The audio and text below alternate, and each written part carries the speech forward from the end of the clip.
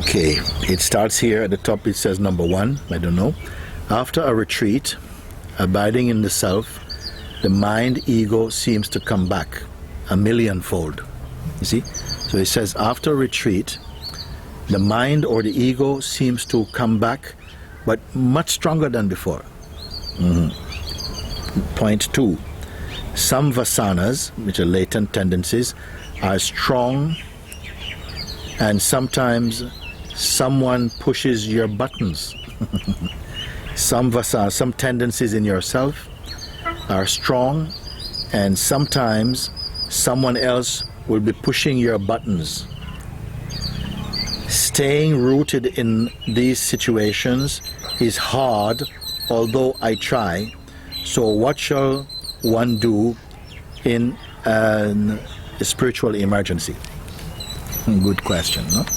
So let's take it from the top again. You start number 1. You say after retreat, abiding in the self, the ego mind seems to come back a millionfold. Why would it do this? This is what I've been talking about. You have been in retreat. In fact, you have been properly on the retreat. And because of that, all your heaviness is leaving. You're finding more space inside. You're coming into the recognition that there's more to existence than just being a person, that the person itself is only a modification or a contraction of consciousness. You're coming into this knowledge, and then the ego mind seems to come back a million. Why the ego mind? Because it has been in dominion for very long. For so long, not just maybe this lifetime, maybe many lifetimes before. We have been living under the dominion of the ego mind. That has been our boss. It's been your guru. It's been your master in a sense. We have been like this. And so we continue being slaves to our tendencies and to the egoic mind and thinking, you see. But now something has happened. You're breaking open from these conceptual chains, from these emotional and psychological imprisonment. Something is breaking out of it, and straight away comes back like a kind of rebelliousness, a kind of revenge is coming from the mind. I'm not going to let you go so easy, he said. I'm not going to let you go. Why? You see? Because it says, even one human being who slips into nirvana, it's too much for the kingdom of the demons. They can't allow. They say, no, their job is to prevent you at every cost from reaching nirvana. You see? Some people say, but why so difficult? Why? Because we are this. We are nirvana itself. But in our manifest expression, we have come to sleep in an identity which is a limitation. And this is the only way that the ego mind can interfere with you, is that it relies on your distraction from the self that we are. It tries somehow, it seems, to keep our attention fixated on our material and physical existence, so that no time is left to look at yourself, you see. And as long as our attention is caught in the mundane things of the world, you will not have given time to yourself. So this is why it's called sleep, the sleep of ignorance. And while we are asleep, this devil mind will molest you, you see. Why is it like this? I don't know. I don't know why it is like this. But I know that it doesn't have to be like this. I know somehow that it is possible, and satsang is actually the room of awakening from the unreal. That is what has been happening to you. It says the ego mind seem to come back. You didn't say it comes back, you say it seems to come back. And this is intelligence that says it seems to, it appears to come back like much, much stronger. You put millionfold, you see. The holy ego itself is a seeming, it has no reality. The reality is that we are the pure self. Our expression as body-mind, separate from God and all of this, is just a dream. And for some it's a nightmare. But something wakes us up, because sleep cannot be our natural state. So awakening means to awaken to the real of what we are. And this is what is happening. Now point 2, you say, some vasanas are strong, and sometimes people push your buttons. Yeah. The vasanas are strong. The vasanas mean that there are some tendencies inside, and those tendencies are there because we identified with certain aspects of the mind and identify so strongly that they seem to tie themselves into our deeper existence. They seem like they're inside, blocked somehow inside, and they cannot stay there. They cannot stay there forever unnoticed.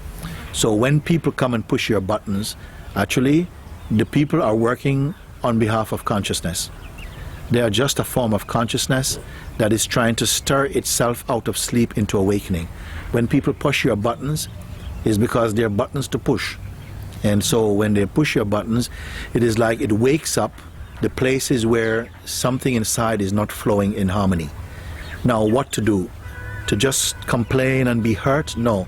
But actually sometimes to be grateful that these weaknesses are exposed, and although they don't feel beautiful in the moment, you know in the bigger picture this is a movement towards freedom, and you make use of these opportunities, these exposures, to actually cut the supply of energy that goes to these latent tendencies, you see. So this is what the people pushing the buttons is now. Consciousness is waking up consciousness from sleep. Now, staying rooted in the self, staying firm in the self throughout these situations is hard, although I try to stay rooted.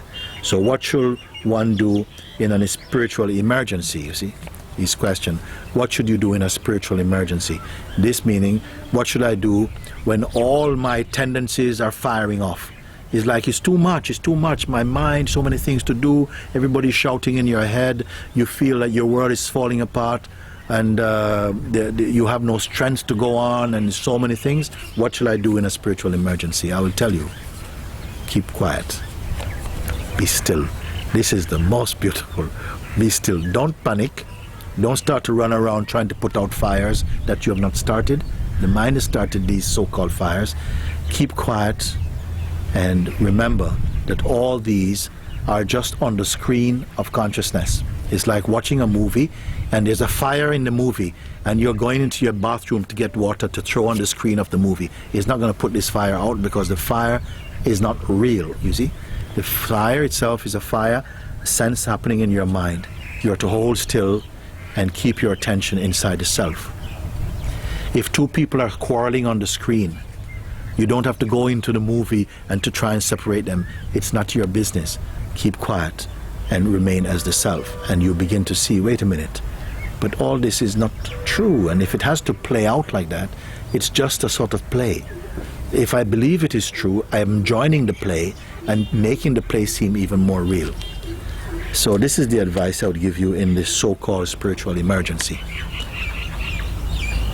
At some point when you are clear that you are the self, there will be no emergency, there will be no urgency, there will be no urge.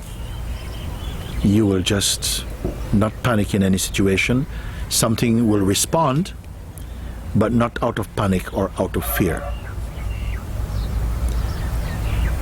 If there's an earthquake in a city, and a sage happens to be passing in that city, he or she will stop and put their hands to work. They will do everything they can to alleviate suffering and pain.